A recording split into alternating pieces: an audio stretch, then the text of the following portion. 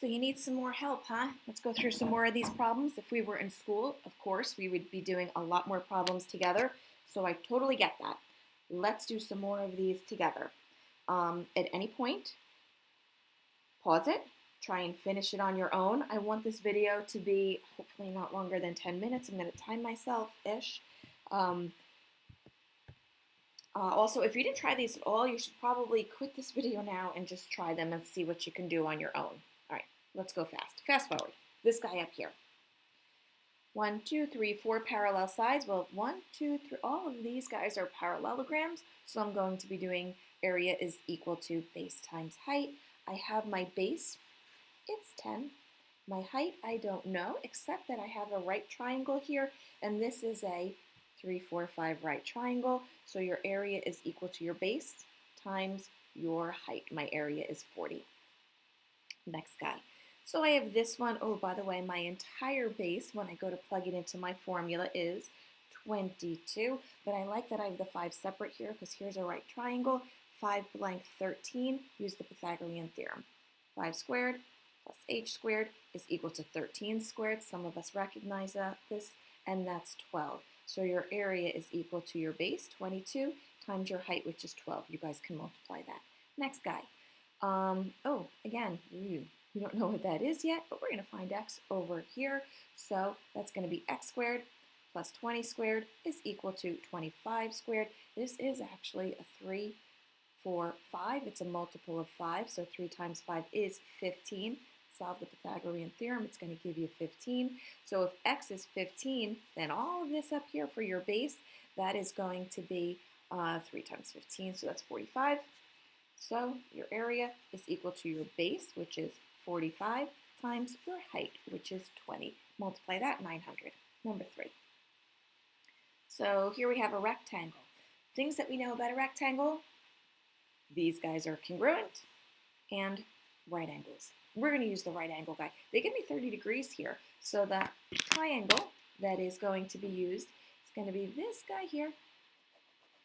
Let's go down this way. Just to kind of,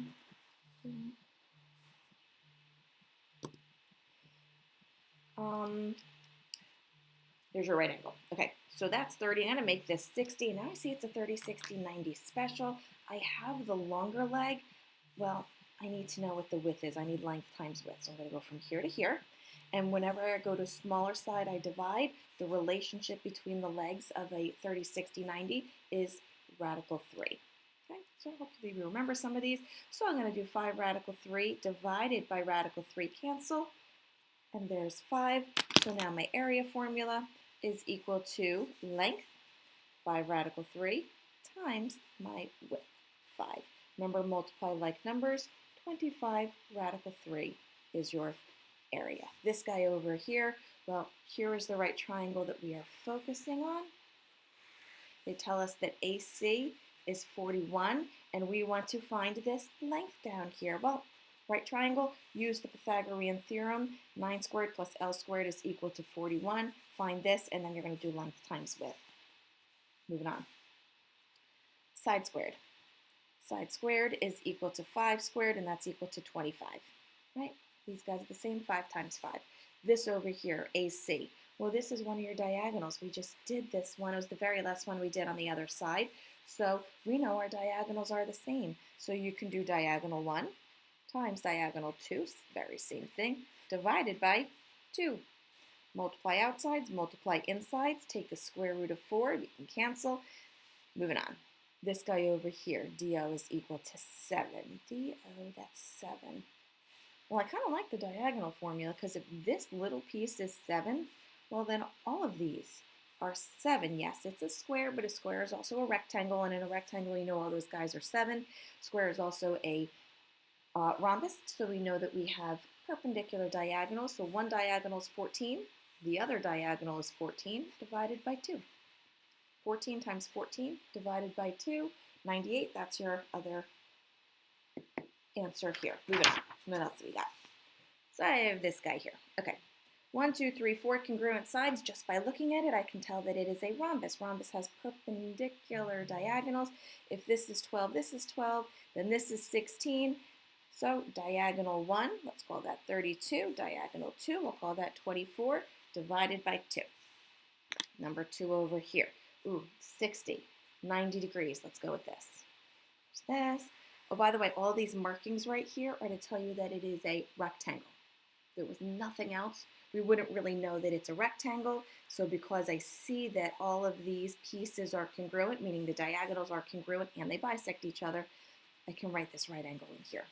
So now I know that I have a right triangle that is 60. This guy down here is 30.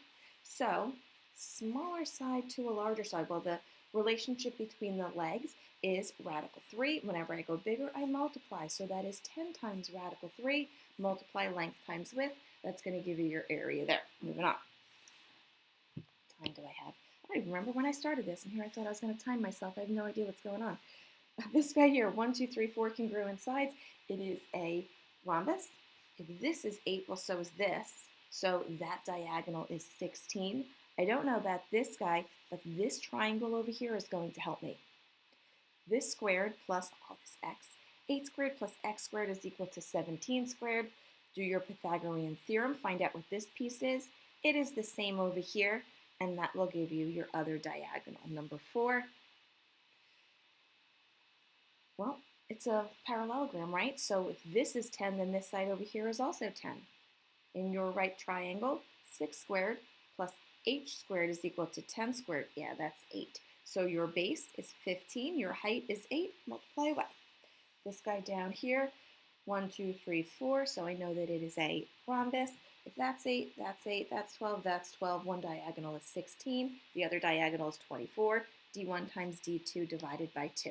So I'm looking at this guy over here. We've seen this one before also. It's kind of familiar. But they only give me 3 pieces of the diagonals. The diagonals have this piece here, that's 4. This piece over here, and that's 8. So this guy's 12. D1 is equal to 12. But then I have this other diagonal, and they only gave me 3. What you have to remember for a kite is that one of the diagonals is bisected, and this is the one that is bisected. You can even see the 2 congruent triangles here, and these 2 congruent triangles here. So this is bisected. There's your 3. My other diagonal, diagonal 2, is equal to 3 plus 3 is 6. So multiply your diagonals, divide by 2. Moving on to number 7. Down here, oh, same exact thing as the one before it. I'm going to move on. If this entire piece across the top is 20, then this should be 20. If that's 12, that must be 8. Pythagorean theorem, 8 squared plus h squared is equal to 17. We've already done this one before. It's here. So you probably can figure out that answer. Oh yeah, I do have to do one of these. Okay, so now, this is what I'm going to do here. Let me zoom in. Plus. Okay. Here's the first one. Odd shape. But what I'm going to do is drop a perpendicular line here. I'm going to drop an altitude in the middle of this isosceles triangle. By the way, when I do that, these 2 pieces here become congruent. I actually have 2 congruent triangles. So if I can figure out what this piece is, I don't know what this piece is. Well, let's see. Over here now I've just created a rectangle. Okay, I get it. It looks like a square, but if this side is 6 and this side is 10, it ain't a square. So up and down this is 6. That means that this is 6 over here. Across the top I have 10. So here is 10. Well, if that's 2, then this must be 8. So this is 8. Okay, so at least I have a whole bunch of new numbers. Now here's the thing. I have to find the area. So what I'm going to do is I'm going to look here for familiar shapes. One of the shapes that I know is a rectangle. And my rectangle is length times width. So this purple guy, length times width, area is equal to 10 times 6. That's 60. I'm going to use pink because I like pink. What's left over is a triangle. You know the area of a triangle. You could figure that out. The area formula for a triangle is 1/2 base times height. So it's 1/2 the base. We put 8 over here. 1/2 times 8 times the height, which is 6. So 1/2 of 8 is 4. 4 times 6 is 24. Both of these guys, whoops, I'm off the page. Both of these guys together will give you that area for that shape. So 60 plus 24, 84. 84 is that final answer. Let's do one more and then I'm going to be out of here. You know, I'll do the last one. I'll do the last one because the last one that people think is usually the hardest. Well, let's see. Drop your perpendicular. When I do that, so every time I start the same exact way, see the isosceles? Same, same. Well, that was a 10, which means 5 and 5. So now when I look at this rectangle on the left, I know that horizontal distance, 9 and 5 together, 14. So that guy's 14. I don't have the height, but I do have a right triangle over here. 5 squared plus x squared is equal to 13 squared, right? We're going to do this Pythagorean theorem problem. It also happens to be a triple, and that's 12. So my area formula for the purple rectangle is 14 times 12. And 14 times 12, I have no idea what that is. I'll figure it out later. Let me do pink. And pink is this guy over here. And this guy over here is equal to 1/2 base, 5, times my height, which is 12. So I'm going to do half of 12 is 6 times 5, so that's 30. And I don't know what that is. I don't feel like doing all that hard math in my head, so I'm not going to. Let's see, 14